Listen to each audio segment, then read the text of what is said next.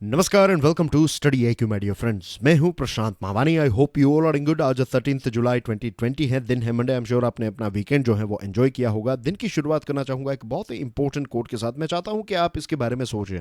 Charity is injurious unless it helps the recipient to become independent of it. किसी जो दान पुण्य हम कहते हैं, चैरिटी है, एक अच्छी बात है, लेकिन चैरिटी करने वाला व्यक्ति जो है शायद वो ऐसा ना सोचे, लेकिन बहुत सारे ऐसे लोग होते हैं। और हमारे देश में आप देखेंगे, सभी नहीं लेकिन कुछ तो ऐसे भिखारी हैं, कुछ तो ऐसे बेगर्स हैं जो कंप्लीटली चैरिटी के ऊपर डिपेंडेंट हो चुके हैं। हट्टे कट्टे लोग हैं, आप उनको देखें तो हेल्थी हैं, राइट, यंग हैं, लेकिन फिर भी उन्होंने भीख मांगना ही सबसे बेस्ट एक अपना ऑक्यूपेशन बना लिया है। क्यों पता है? क्योंकि वो चैरिटी के शिकार बन चुके हैं। उनको लंगर में, मंदिरों में, दूसरी ऐसी रिलीजियस जगहों पर पैसे मिल जाते हैं। वो ऐसी जगहों पर, हॉस्पिटल के बाहर, ये जो फ्यूनरल्स, ये जो होते हैं, what is the right word for it, ये कब्रस्तान एक्सेट्रा के बाहर वो खड़े रहते हैं। ऐसी जगहों पर जहाँ पर लोग जो हैं वो इमोशनली चार्ज्ड अप होते हैं, तो वहाँ पर वो लोग खड़े होते हैं और हमारे इमोशंस जो हैं उनको एक क्या कहते हैं, एक्सप्लॉयटेशन करना जो है वो भिखारी से आप सीख सकते हैं। उनको बहुत अच्छी तरीके से आता है। और एक और चीज़ है कि कंसिस्टेंटली ट्राइंग, आप भिखारी को देखेंगे, वो 3-4 बार आप बताएंगे कि आगे जाइए, but then as well he will consistently try. और फिर उनको फाइनली वो डिसीजन लेते हैं कि अच्छा ये व्यक्ति तो पैसे नहीं देगा, फिर वो आगे चले जाएंगे। तो बेसिकली बहुत सारे लोग जो हैं वो इस चैरिटी का ही शिकार, चैरिटी एक प्रकार से इनके लिए पिंजरा बन चुकी है, क्योंकि फ्री में सारी चीज़ें मिल रही है, मेहनत करने की इतनी कोई आवश्यकता है नहीं। इसी के साथ डियर फ्रेंड्स, स्टडी आईक्यू की टीम ने मिलकर एक स्मार्ट कोर्स डिज़ाइन किया है। ये स्मार्ट कोर्स सिविल सर्विसेज की एग्जामिनेशन के लिए है। ये प्री और मेंस दोनों एग्जाम्स को कवर करता है। और ज़्यादा जानकारी के लिए डाउनलोड करें हमारा मोबाइल एप्लीकेशन। आज के लेक्चर की पीडीएफ को डाउनलोड करना चाहते हैं, then check out my Telegram channel. आप मुझे फेसबुक पर भी फॉलो कर सकते हैं। प्लीज़ मेक श्योर कि आप इस लेक्चर को दूसरे स्टूडेंट्स के साथ शेयर करें। वीडियो पसंद आता है then hit the like button and please don't forget to subscribe to our YouTube channel. Dear friends, आज हमारे टेबल के ऊपर काफ़ी सारे इंटरेस्टिंग आर्टिकल्स हैं। इंडियन एक्सप्रेस में से 3 आर्टिकल्स हैं। एक बहुत ही इंटरेस्टिंग आर्टिकल पायोनियर में से है और बाकी के 3 आर्टिकल्स जो हैं वो द हिंदू न्यूज़पेपर में से हैं। तो let me start with the first one. पहला जो आर्टिकल है ये इंडियन एक्सप्रेस का है। इसका नाम है मालाबार मोमेंट। मालाबार एक्सरसाइज का शायद आपने नाम सुना होगा, अगर नहीं सुना है then let me tell you. एक एन्युअल यानी कि हर साल एक नेवल एक्सरसाइज भारत के द्वारा कंडक्ट की जाती है। इसकी शुरुआत हुई थी भारत और यूएसए के द्वारा। फिर 2015 में जापान को भी इसमें ऐड कर दिया गया और तब से 2015 से लेकर आज तक इंडिया, यूएसए और जापान मिलकर हर साल ये मालाबार एक्सरसाइज जो है, नेवल एक्सरसाइज जो है वो कंडक्ट करते हैं। अब खबर ये आ रही है कि न्यू दिल्ली यानी कि भारत जो है वो ऑस्ट्रेलिया को भी मालाबार एक्सरसाइज में ऐड करने के लिए तैयार हो चुका है। एक लंबे टाइम से बात चल रही थी कि ऑस्ट्रेलिया को भी इसमें ऐड करना चाहिए, क्योंकि एक ग्रुप बनाया है जिसके बारे में मैंने आपको कई बार बताया है कि क्वाड नाम का एक ग्रुप है। इसमें आपको यूएसए, जापान, इंडिया और ऑस्ट्रेलिया मिलते हैं। और ये ग्रुप जो है बताया जाता है कि इसका मेन पर्पस यही है कि चाइना को कंट्रोल किया जाए। आपकी स्क्रीन के ऊपर है इंडियन ओशन। तो आप देखिए, ऑस्ट्रेलिया भी इंडियन ओशन का एक लिटोरल स्टेट है, यानी कि इंडियन ओशन के साथ अपनी बॉर्डर शेयर करता है। भारत की बात करें तो भारत का तो एक बहुत ही इंटरेस्टिंग लोकेशन है। लकीली हमारे पास एक बहुत ही स्ट्रेटेजिक लोकेशन है इंडियन ओशन का। यहाँ से सारी चीज़ें ना तो बहुत दूर हैं ना तो बहुत नज़दीक हैं, isn't it? You can see here. अब प्रॉब्लम यह है कि चाइना का यहाँ पर प्रेजेंस जो है वो काफ़ी बढ़ चुका है। इसके बारे में भी हमने काफ़ी सारी डिस्कशन कर ली है, लेकिन अगर आप नए स्टूडेंट हैं तो let me tell you, China जो है वो अलग अलग जगहों पर अपने बेसेस बना रहा है। फॉर एग्जांपल, यहाँ पर एक मैं थोड़े नोट डाउन कर लूँ ताकि आपको पता चल जाए कि मैं किस एरिया की बात कर रहा हूँ। Okay, right, as you can see on your screen, ये वाला जो रेड यहाँ पर मैंने डॉट किया है, ये देश का नाम है जिबूटी। जिबूटी जो है एक बहुत ही इंपॉर्टेंट जगह पर है। आप देखिए, अरेबियन सी, यहाँ से आप आएंगे गल्फ ऑफ एडन की तरफ। गल्फ ऑफ एडन और ये जो रेड सी हैं, इसको कनेक्ट करने वाला एक यहाँ पर छोटा सा एक रास्ता है, पानी का रास्ता। इसको कहते हैं बाब अल मंदेब। ये बाब अल मंदेब के एग्जैक्ट ऊपर आया है ये देश जिसका नाम है जिबूटी। अब यहाँ से आप देखेंगे तो रेड सी से यहाँ पर सुएज कैनाल और यहाँ से भूमध्य सागर यानी कि मेडिटेरेनियन सी, तो एक बहुत ही इम्पोर्टेंट लोकेशन है इस जगह का।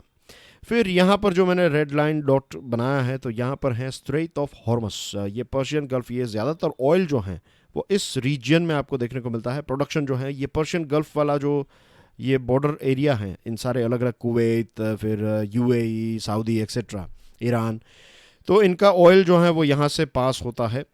तो ये जगह पर भी, ईरान में भी आप देखिए ईरान के साथ भारत के रिलेशनशिप कितने अच्छे थे, हैं भी, आज भी अच्छे हैं। लेकिन ये हॉर्मस स्ट्रेट जो है, ये वाला पोर्शन जो है, तो यहाँ पर भी शायद चाइना एक पोर्ट बनाए ईरान के साथ मिलकर।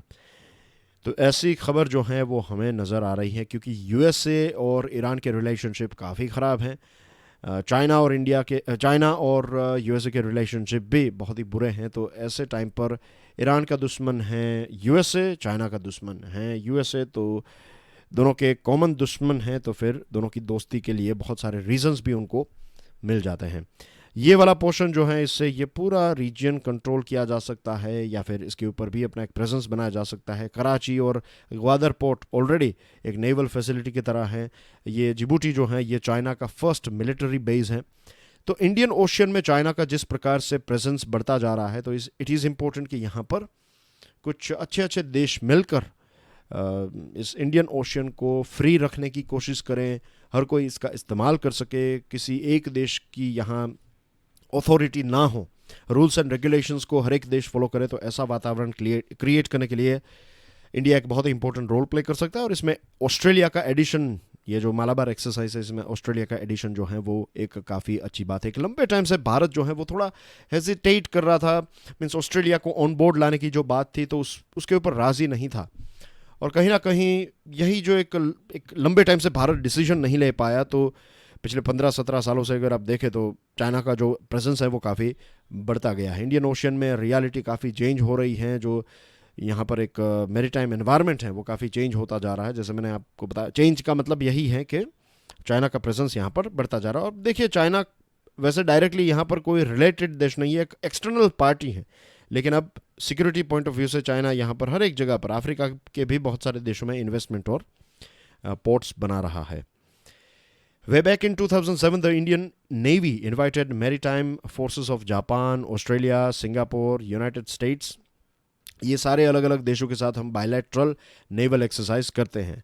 तो 2007 में भारत ने ये सोचा कि चलो जापान, ऑस्ट्रेलिया, सिंगापुर, यूएसए सभी को एक साथ ऑन बोर्ड बुला लेते हैं और मालाबार एक्सरसाइज जो है वो कंडक्ट करते हैं। चाइना ने इसका काफ़ी विरोध किया 2007 के बाद। ये जब एक्सरसाइज हुई तब इसका काफ़ी विरोध किया गया।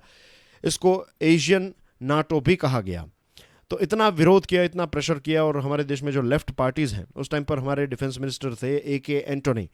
तो ए.के. एंटोनी के इस डिसीजन के खिलाफ लेफ्ट पार्टीज़ सड़कों पर उतर आई और बोला कि हमें ये नहीं करना चाहिए, एंड ऑल दिस पॉलिटिक्स काफ़ी चला। और जो एंटोनी हैं, डिफेंस मिनिस्टर ए.के. एंटोनी, उन्होंने ये डिसीजन लिया कि ये जो मल्टीलेटरल नेवल एक्सरसाइज हैं, इसके ऊपर उन्होंने एक स्टॉप बटन जो है, या फिर एक फुल स्टॉप लगा दिया। जो मनमोहन सिंह साहब और प्रणब मुखर्जी साहब ने जो काम किया था, तो जो उस 2007 तक जो भी रिलेशनशिप बनाने में, डिफेंस कोऑपरेशन को इंक्रीज़ करने में जो भी काम किया था उन लोगों ने, तो ये सारा काम जो है उसके ऊपर एक बहुत बड़ा एक स्पीड ब्रेकर या फिर एक ब्रेक लगा दी इस डिसीजन, ए.के. एंटोनी के डिसीजन ने। और उसके बाद जब 2014 में सरकार बदली, तब से फिर से डिफेंस के ऊपर काफ़ी जोर जो है वो दिया जा रहा है। Moving on to next item, the good news. ये खारिफ क्रॉप के साथ जुड़ी हुई एक खबर है, और सिर्फ खारिफ क्रॉप के साथ रिलेटेड नहीं है। सबसे इम्पोर्टेंट ये चीज़ है कि ये हमारी इकोनॉमी के साथ जुड़ी हुई एक बहुत ही इम्पोर्टेंट खबर है, या फिर एक एडिटोरियल आइटम है, क्योंकि आज भी हमारे देश में 50% जितने लोग जो हैं वो खेती बाड़ी के साथ जुड़े हुए हैं। ज़्यादातर हमारे देश के लोग जो हैं वो ग्रामीण विस्तार में रहते हैं। तो जब खेती बाड़ी में अच्छी फसल होती है तो उनके पास पैसे आते हैं। उनके पास जब पैसे आते हैं ग्रामीण लोगों के पास, तो ये वे सारी प्रोडक्ट्स खरीद पाते हैं जो अर्बन इंडिया के द्वारा पैदा की जाती हैं। तो फिर अर्बन इकोनॉमी को भी एक पुश मिलता है, उसको भी एक पावर मिलता है। तो इस प्रकार से इकोनॉमी जो है वो मोशन में रहती है, या फिर उसकी स्पीड जो है वो इंक्रीज़ हो जाती है। फिलहाल हमारे देश की सिचुएशन आप जानते हैं, कोविड-19 से पहले भी सिचुएशन इतनी अच्छी नहीं थी, और कोविड-19 के बाद तो इकोनॉमिकल सिचुएशन काफ़ी ख़राब डेफिनेटली हो चुकी है। तो अच्छी खबर यह है कि खारिफ क्रॉप्स की बात करें, खारिफ जो हैं इसका नाम बेसिकली मॉनसून के ऊपर से है। मॉनसून यानी कि बारिश की जो सीज़न है, तो इस सीज़न में पैदा होने वाले जो क्रॉप्स हैं, जो फसलें हैं, तो इसको कहते हैं खारिफ। तो जो लास्ट ईयर अगर आप देखें जुलाई के पहले हफ्ते तक जितने एरिया में जो सोइंग की गई है, तो अगर वो आप देखें तो 55% आज जो भी हमारा लेट्स से कि ये एक पूरा एरिया है, तो लगभग 55% एरिया में सोइंग की गई है। लास्ट ईयर ये आंकड़ा जो है ये 38% था, तो एक बहुत बड़ा डिफरेंस है यहाँ पर। तो ये अच्छी बात है कि ज़्यादा एरिया जो है उसको फर्स्ट वीक ऑफ जुलाई तक कवर किया गया है। इसके पीछे मेन रीज़न ये है कि ये जो दक्षिण पश्चिमी मॉनसून की सीज़न जो है, तो इसका जो एक ऑनसेट है, टाइम पर बारिश हुई, बारिश की शुरुआत हुई, और आज तक अगर देखा जाए तो जो एक नॉर्मल एवरेज रेनफॉल होता है, तो उससे 14% ज़्यादा रेनफॉल हमारे देश में हुआ है। इसकी वजह से जो बहुत सारे ऐसे जो लेक्स हैं, बहुत सारे ऐसे तालाब हैं, जो रिजर्वोयर्स हैं, तो उसमें जो पानी होना चाहिए था, जो 10 साल की अगर आप एवरेज निकालें तो 146% जितना पानी हमें देखने को मिलता है। तो that's a very good sign कि तालाब जो हैं वो भर चुके हैं। इसी के साथ ग्राउंड वाटर जो है वो भी रिचार्ज हो गया है। तो किसानों ने डेफिनेटली ये सोचा है कि ये जो एक मॉइस्चर है एनवायरनमेंट में और जो मिट्टी में एक मॉइस्चर है, तो इसका बेस्ट फ़ायदा जो है वो उठाने का वक्त जो है वो आज as far as rain is concern, तो ये किसान के फेवर में हैं सारी कंडीशन, तो क्यों ना इसका लाभ उठाया जाए। आज भी हमारे देश में लगभग 60% जितनी ज़मीन ऐसी है जो डायरेक्टली बारिश के ऊपर डिपेंडेंट हैं। यहाँ पर सिंचाई की फैसिलिटी इतनी अच्छी कोई ख़ास नहीं है। ये सारे क्रॉप्स जो हैं इसके नाम आपको पता होने चाहिए: पैडी, पल्सेस टू मेज, बाजरा, ज्वार, मिलेट्स, राइट, सोयाबीन, ये सारे ग्राउंड नट, कॉटन एक्सेट्रा, ये सारे प्रोडक्ट्स खारिफ कैटेगरी में आते हैं। कई बार ऐसे प्रश्न पूछे जाते हैं कि नीचे दिए गए क्रॉप के लिस्ट में से आइडेंटिफाई कीजिए कि कौन सा क्रॉप जो है वो खारिफ है। तो ये कुछ नाम जो हैं वो आपको पता होने चाहिए, और बार बार रिवीजन से ही आपको इसके बारे में एक अच्छी ग्रिप जो है वो आपकी इसके ऊपर डेवलप होगी। एक बार पढ़ लेने से आपको याद नहीं रहेगा, you have to think about it. आपको कई बार अगर हाईवे के ऊपर ट्रैवल कर रहे हैं तो मेक श्योर कि आप ऑब्जर्वेशन भी करें, सिर्फ किताबों से नहीं, लेकिन खेतों को भी देखिए। अगर मौका मिले तो वहाँ पर जाइए और किसानों के साथ बातचीत कीजिए। That is also a sort of educational journey. Fertiliser का सेल्स जो है वो भी काफ़ी इम्प्रूव हुआ है, डबल डिजिट में इसका ग्रोथ हुआ है। तो बेसिकली हम ये कह सकते हैं कि खारिफ की फसल जो है वो काफ़ी अच्छी रहेगी। कुछ चैलेंजेस भी हैं। अगस्त से सितंबर जो सेकंड इनिंग है रेनफॉल की, तो ये अच्छी होनी चाहिए। इसकी स्पीड जैसी अभी फ़िलहाल है ऐसी ही होनी चाहिए। कई बार ऐसा भी हुआ है। लास्ट ईयर की बात करें तो स्टार्टिंग में बारिश जो है वो काफ़ी कम हुई, लेकिन एक छोटे से पीरियड में जुलाई में इतनी ज़्यादा बारिश हुई कि पिछले 25 सालों का सबसे वेटेस्ट, सबसे गीला अगर आप कह सके अगर कोई साल है तो वो 2019 का है। लेकिन क्या बारिश स्प्रेड अच्छी तरीके से हुई थी? नो। एक छोटे टाइम में ज़्यादा बारिश होना जो है वो भी नुकसानदायक है। तो सो फार आज तक जो 2020 की बात करें तो बारिश जो है उसका स्प्रेड काफ़ी अच्छा रहा है। तो यही स्प्रेड सेकंड इनिंग में मेंटेन रहे, ये बहुत इंपॉर्टेंट है। दूसरी चीज़ जो है वो ये है, ऐसा भी हो सकता है कि अभी तक अच्छी बारिश हुई है लेकिन अब अच्छी बारिश ना हो, या सेकंड जो इनिंग है उसमें या सेकंड स्पेल है उसमें अच्छी बारिश ना हो, तो ये भी एक ख़तरा है। फिर लोकस्ट का अटैक का, ये जो टिड्डी है उसके अटैक का खतरा भी है। फूड एंड एग्रीकल्चरल ऑर्गेनाइजेशन, बताइए कि ये FAO जो हैं वो किस ऑर्गेनाइजेशन के अंदर काम करती हैं, या फिर ये इंडिपेंडेंट है? अगर कोई ऑर्गेनाइजेशन है तो उसका नाम बताइए कमेंट सेक्शन में।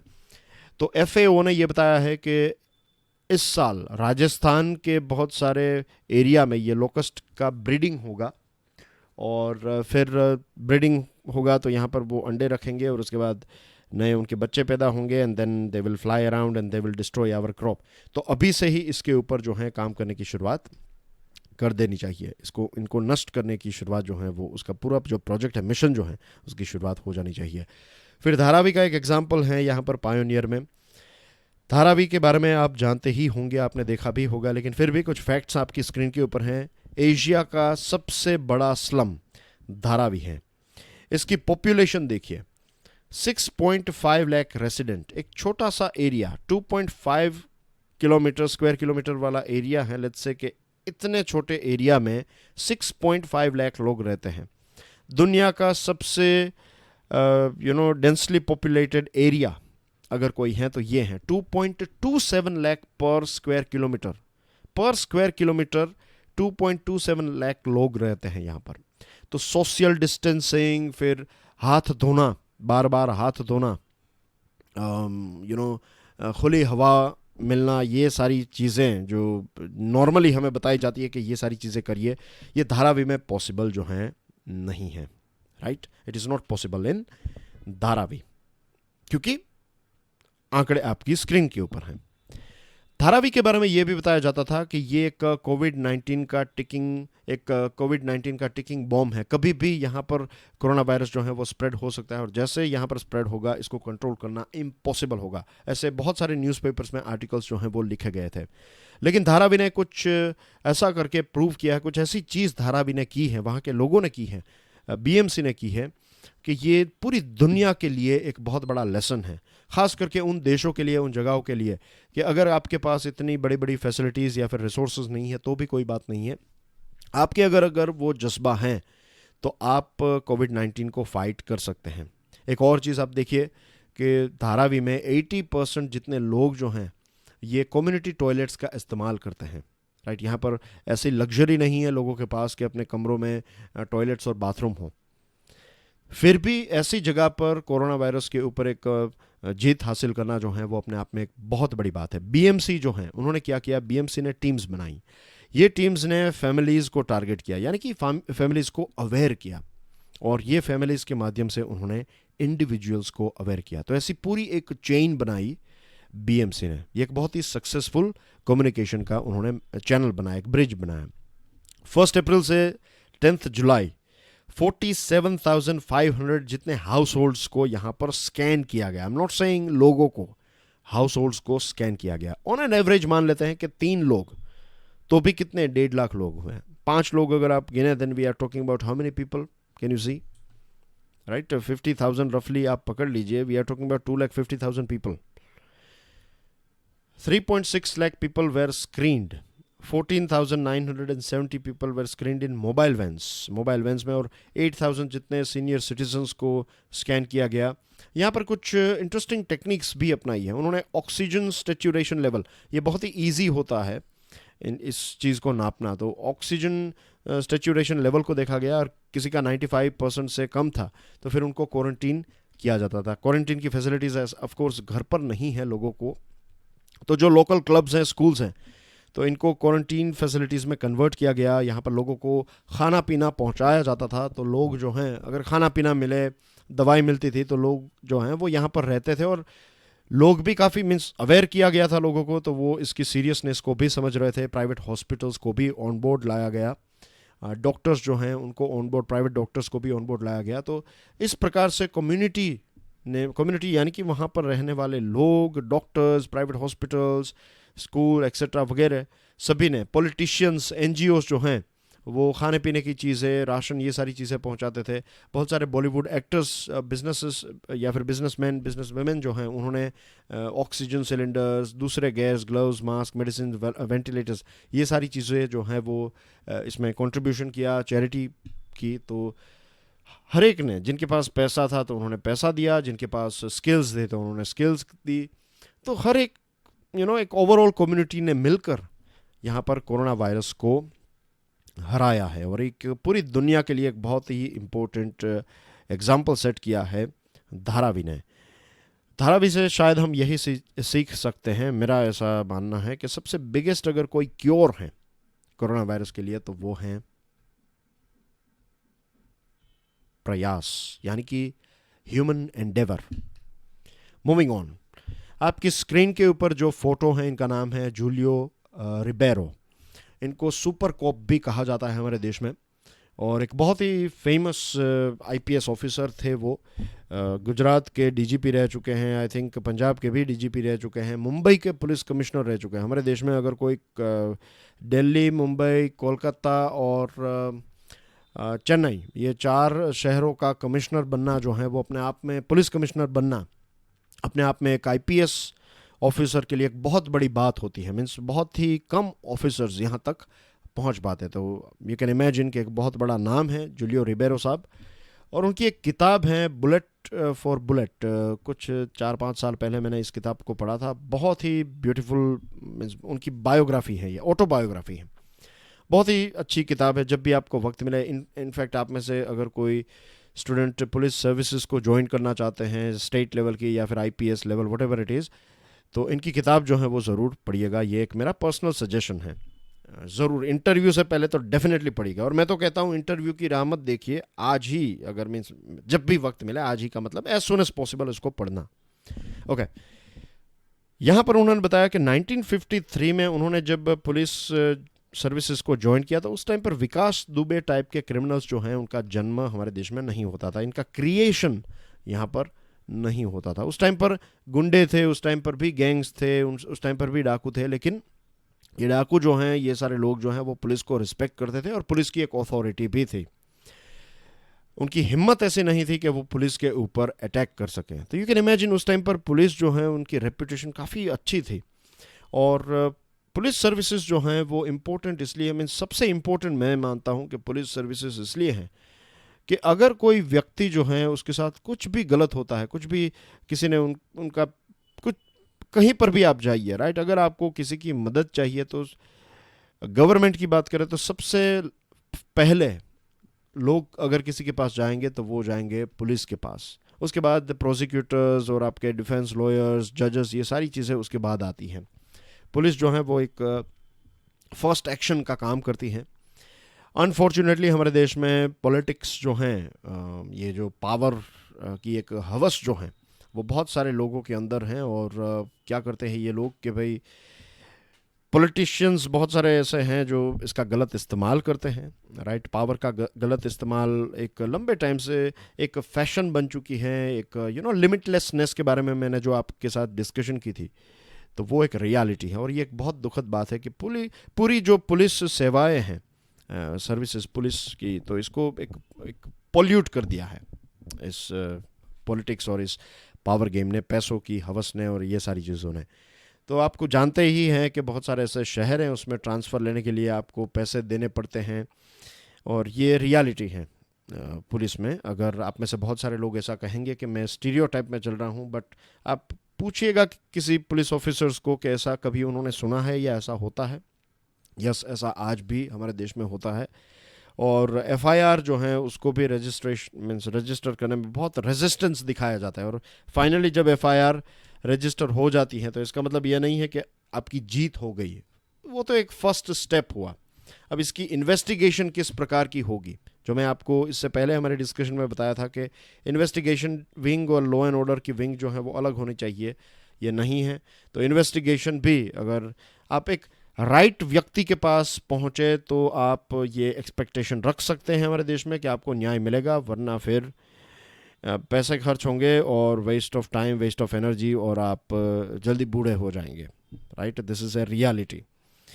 तो ये सिचुएशन क्यों हुई? ये सिचुएशन ये नेक्सस की वजह से, ये ट्रायंगल, राइट। एक तरफ है पॉलिटिशियन, एक तरफ है पुलिस और एक तरफ है क्रिमिनल। तो ये तीनों ने मिलकर जब काम करने की शुरुआत की, खास करके मुंबई के बारे में उन्होंने बताया है कि 1980s में ये जो क्रिमिनल्स हैं वो मनी पावर और मसल पावर देने लगे पॉलिटिशियंस को। और पॉलिटिशियंस के लिए एक बहुत ही एक टेम्पटिंग ये चीज़ थी कि पैसे भी मिल रहे हैं और दादागिरी करने के लिए भी ये लोग हैं। अगर आपको किसी को मारना है, चुप कराना है, तो ये लोग काम कर देंगे, ये भाई लोग। तो इनको पालने लगे। और फिर पुलिस ऑफिसर्स भी ऐसे आने लगे। ऐसे पुलिस ऑफिसर्स जो हैं, जो पॉलिटिशियंस और ये भाई लोगों के साथ मिलकर काम कर सकते हैं, तो उनको ऐसी जगहों पर पोस्टिंग दी गई। और विकास दुबे और इस प्रकार के जो हर एक डिस्ट्रिक्ट में आपको 1-2 लोग मिल जाते हैं, तो ये सारे के सारे लोग जो हैं, इनकी फैक्ट्री, मीन्स ये जो बनाने की फैक्ट्री है, ये नेक्सस की वजह से, ये ट्रायंगल की वजह से, पुलिस, क्रिमिनल और पॉलिटिशियंस, जो ऐसे लोग हैं वो मिलकर ऐसे विकास दुबे और दूसरे लोगों को पैदा करते हैं। और फिर यही सारे लोग जो हैं वो हमें परेशान करते हैं। Moving on to sure power. Prime minister Narendra Modi साहब ने एक मध्य प्रदेश में रेवा करके जगह है, तो इस रेवा में उन्होंने 750 मेगावाट का फोटोवोल्टिक प्रोजेक्ट इनॉग्रेट किया और उन्होंने बताया कि अब हमारे देश को जो सोलर एनर्जी है उसका मैक्सिमम इस्तेमाल करना चाहिए। ये हमारी इकोनॉमी के लिए और हमारी हर रोज़ की जो ज़िंदगी है उसमें भी सोलर पावर का ज़्यादा से ज़्यादा इस्तेमाल हमें करना चाहिए ताकि हम आत्मनिर्भर बन जाएं। ये कोल के ऊपर जो ग्रीन हाउस गैसेस पैदा करता है, ये जो this coal as well as ये जो फ्यूल जो हम मंगवाते हैं, petrol diesel etcetera, crude oil, इससे भी बहुत सारा ये ग्रीन हाउस गैस पैदा होता है और नेगेटिव है कार्बन मीन्स हमारी एनवायरनमेंट के लिए। तो ये सारी चीज़ें तो हम बेसिकली जानते ही हैं, इज़न्ट इट? तो अगर हम सोलर प्रोडक्शन के ऊपर आ जाएं, जस्ट इमेजिन कीजिए, तो फिर डिपेंडेंस जो है हमारा ख़त्म हो जाएगा, पॉलिटिकल डिपेंडेंस भी ख़त्म हो जाएगा। जो एक पॉलिटिक्स चलता रहता है, कुवैत के बारे में जो हमने देखा कि कुवैत में एक डिसीजन लिया और भारत के 8 लाख लोग वहाँ से वापस आएंगे। तो ये क्यों वहाँ पर हम गए थे? क्योंकि ऑयल की वजह से उनकी इकोनॉमी चल रही थी और हमारे यहाँ पर इतनी अपॉर्चुनिटीज़ नहीं थी। लेकिन अगर हमारे यहाँ पर हम ऑयल इंडिपेंडेंट हो जाएं तो फिर चीज़ें जो हैं वो चेंज हो सकती हैं। तो डोमेस्टिक मैन्युफैक्चरिंग जो है इसको हमें इंक्रीज़ करना होगा। जो फोटोवोल्टिक सेल्स हैं, मॉड्यूल्स हैं, दूसरे जो ऐसे इक्विपमेंट हैं, वो आज तक हम इंपोर्ट करते आए हैं। 95% चाइना ही ये सारी चीज़ें हमें यहाँ पर बेचता है। आज हमारी कैपेसिटी है 35 गीगावाट। 2022 तक हमारा टारगेट है 100 गीगावाट। मैं सोलर एनर्जी की बात कर रहा हूँ और ओवरऑल रिन्यूएबल एनर्जी का टारगेट है 175 गीगावाट। सोलर में से हम 100 गीगावाट पैदा करना चाहते हैं, लेकिन आज तक हम 35 गीगावाट तक ही पहुंच पाए हैं।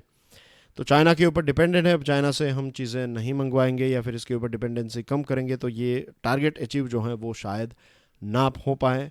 चाइना ने जो 1990s में किया, क्या वो हम कर सकते हैं? क्या हम हमारी फैक्ट्रीज़ को सपोर्ट प्रोवाइड कर सकते हैं? उनको रीजन मीन्स एक अपने पैरों पर खड़ा होने के लिए जो भी चीज़ें चाहिए, ज़मीन, थोड़े बहुत पैसे, लोन, आई मीन टू से इजी इंटरेस्ट रेट पर लोन मिल जाए उनको, ये सारी चीज़ें जब यहाँ पर मिलेगी, R&D का सपोर्ट मिलेगा, तब जाकर डोमेस्टिक मार्केट में हम चीज़ों को पैदा कर पाएंगे। वरना फिर ये एक बहुत ही नेगेटिव स्टेप भी साबित हो सकता है। बहुत सारे ऐसे इनोवेटिव प्रोडक्ट्स हम बना सकते हैं। सोलर पैनल्स की इस प्रकार की अम्ब्रेला बनाई जा सकती हैं। क्या हम ऐसा पेंट बना सकते हैं? कुछ आउट ऑफ द बॉक्स सोचे कि ऐसा पेंट के हर एक घर के ऊपर आप लगा दीजिए और वो सोलर एनर्जी पैदा करें। I am just giving you some ideas. क्या ऐसा हो सकता है? राइट? क्या ऐसे कपड़े बना सकते हैं?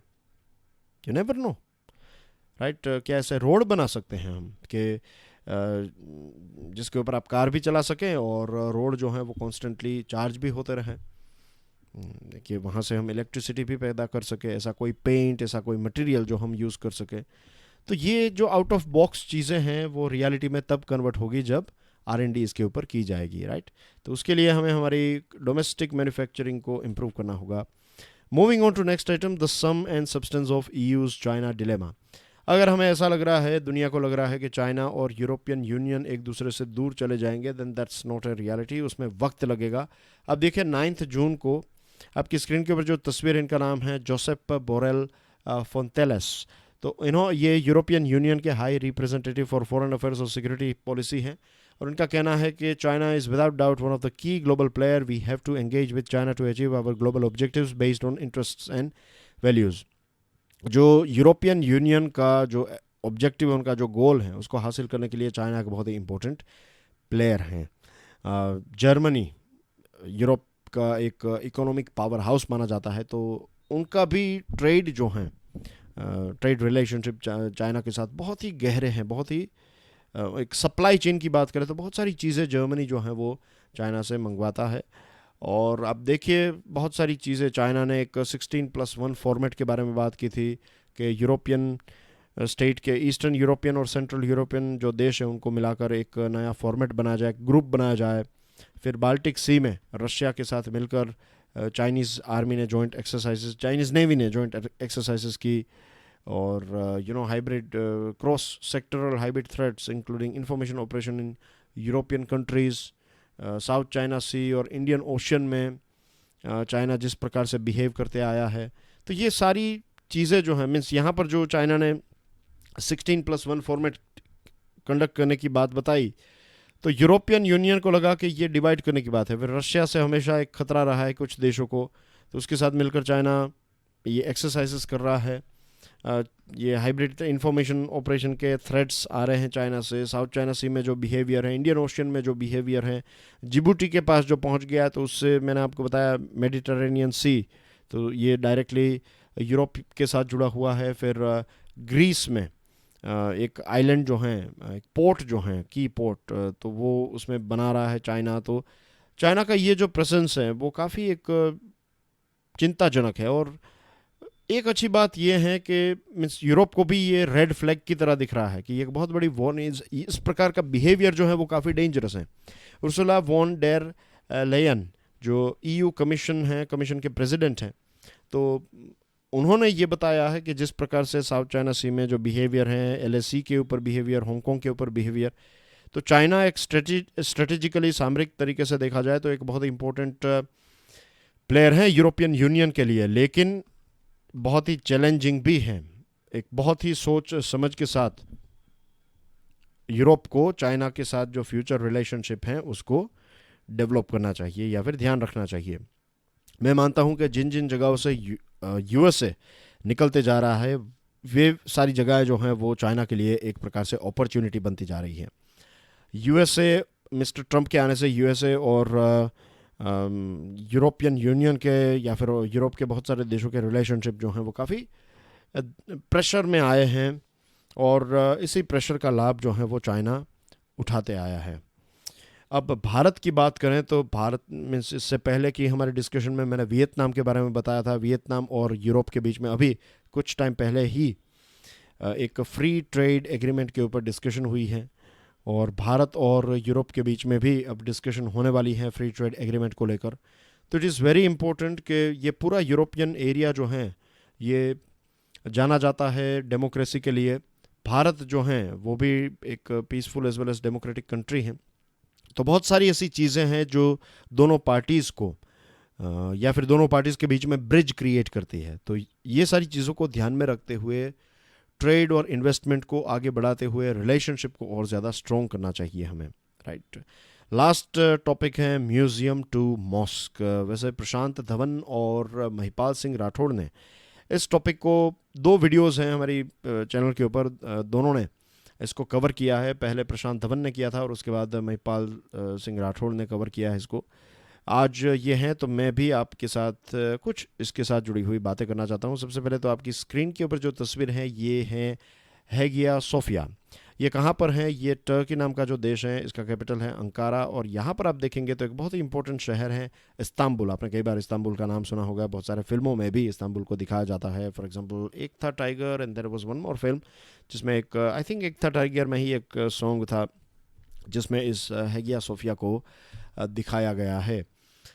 यहाँ पर है Black Sea as you can see, और यहाँ पर एक बहुत ही इंपॉर्टेंट बॉस्फोरस स्ट्रेट जो है ये एक बहुत ही इंपॉर्टेंट जगह है, और यहाँ से फिर आप मेडिटेरेनियन सी में एंटर हो सकते हैं। तो इस्तांबुल को यहाँ पर देखिए कि ये यूरोप का पार्ट है, और टर्की एक ऐसी जगह है जो मिडल ईस्ट का कल्चर और यूरोप का मिक्स कल्चर आपको यहाँ पर देखने को मिलता है।